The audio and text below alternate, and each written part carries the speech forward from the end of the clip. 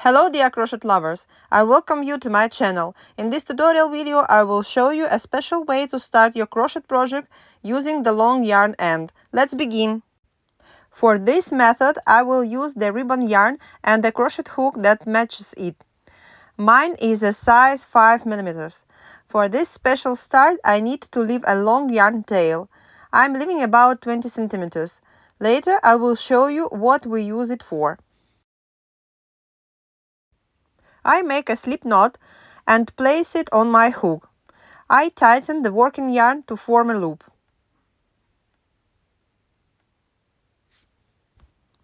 Pay attention. We need to place the loop on the hook so that the yarn tail is closer to you, and the working yarn that goes to the ball is further away from you. You will see why in a moment. Now I take the yarn tail and wrap it over my hook. Then I take the working yarn from the ball and pull it through both loops on the hook.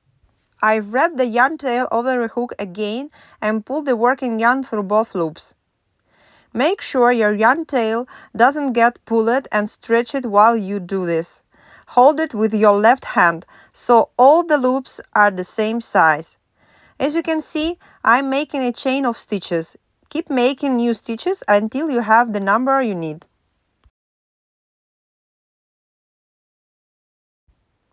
I have finished making my starting chain. I have the yarn tail left. I wouldn't cut it now. I will just hide it inside my stitches to secure it. If it's so long, I can cut it later. To do this, I lay it along my crochet piece. I make one chain stitch to start the new row, and I begin to make single crochet stitches. Keep making single crochet stitches all the way to the end of the row.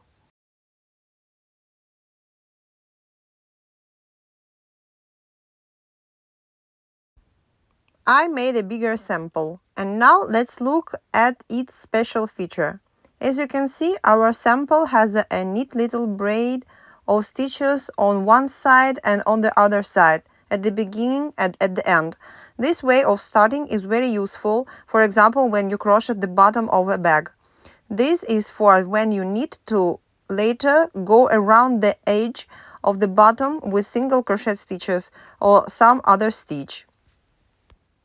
Also, this way of starting is perfect for ribbon yarn because your first row doesn't get tight and all the stitches are even and look very neat.